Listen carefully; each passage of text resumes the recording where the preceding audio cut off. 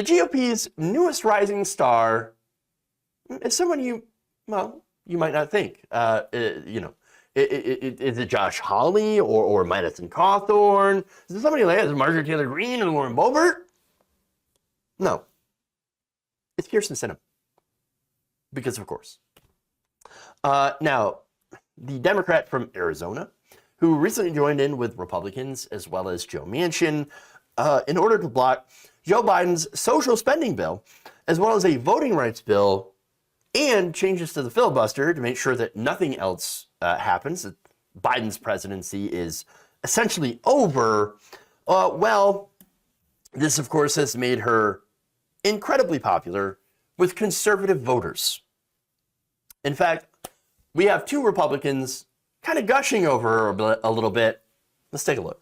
What is your opinion about Senator Sinema? I'm actually very impressed. I'm happy to hear or have a senator who thinks for themselves, for the people. I don't think either party should have the ability to destroy the filibuster rules that have worked for years when one party's in power and the other party's not. I love the checks and balances in the United States, and I think she's done a great job. I did not vote for her, but I admire her and probably would vote for her in the next election. I love her. Really? Yeah. She stands up for what's right for the people, and she's not playing politics where she just goes by the party. Do you like her enough, do you think, to vote for her? Yeah, I'd vote for it. Really? I didn't vote for her last time Yeah. either, but I would do it this time for sure.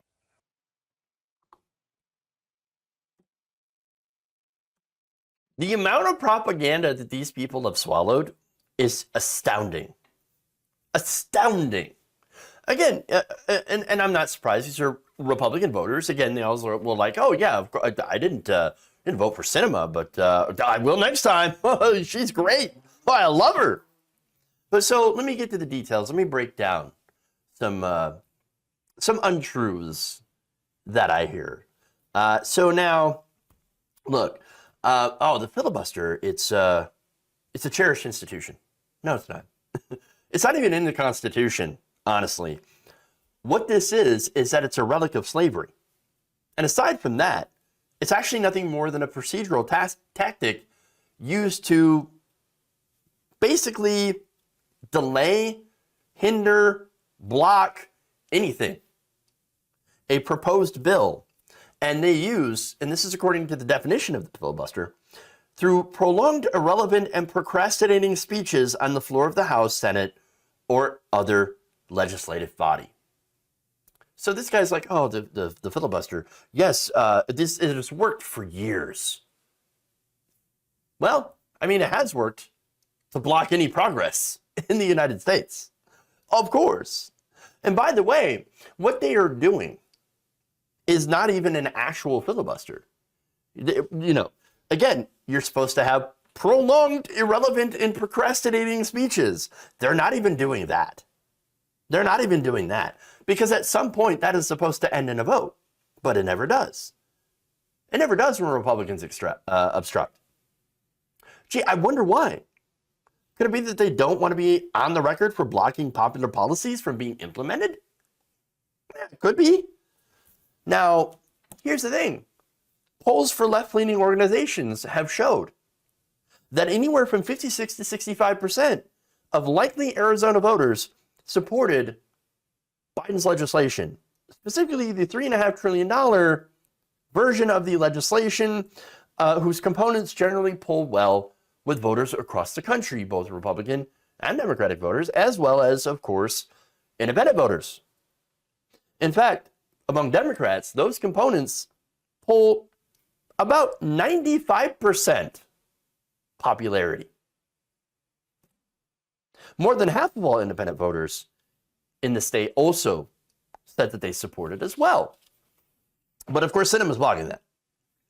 So to say that Sinema is on the side of the people when she blocks incredibly popular policy, it's ridiculous.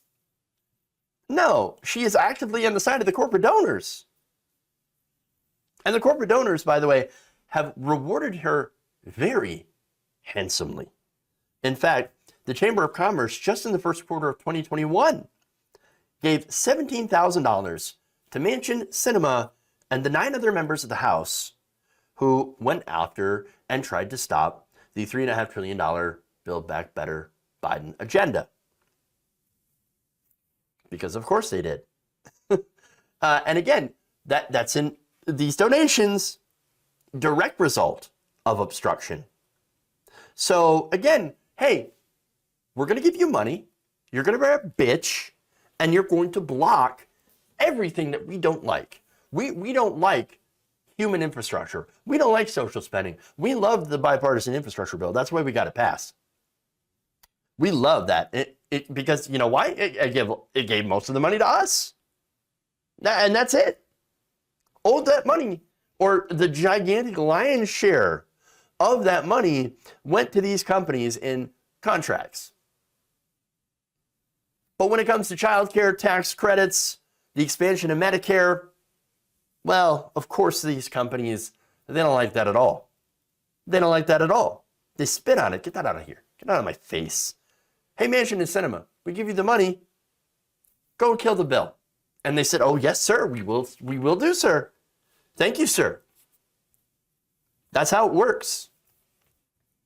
I hate this media narrative, and you see it all over corporate media. And you hear it from Republicans all the time now. That, oh, no, these are mavericks. They're bucking the party, and they're protecting tradition. And they're working on getting real solutions. They're doing bipartisanship, real bipartisanship. No, bipartisanship in today's country, in today's United States Senate, means giving corporations everything. Just about everything. Because they work for their corporate masters.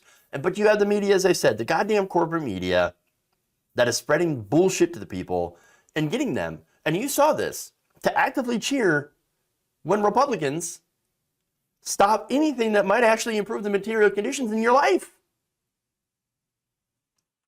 These two knuckleheads that he just talked to, prime example. And look, I'm sure they're probably nice people, but they bought it, hook, line, and sinker, into the corporate propaganda, obviously because they vote for Republicans.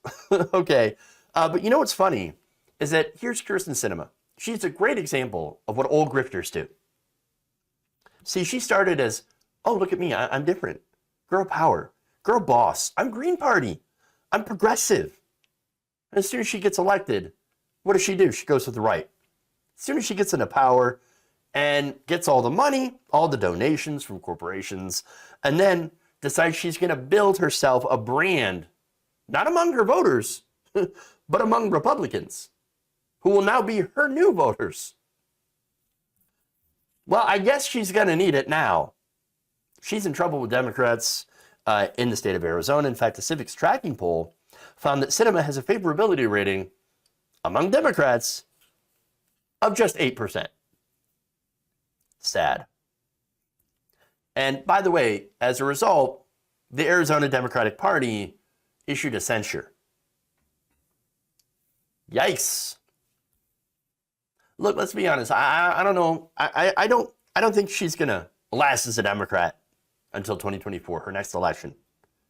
But at some point, I believe, and maybe, maybe I'm wrong about this. Maybe I'll be wrong and she stays a Democrat.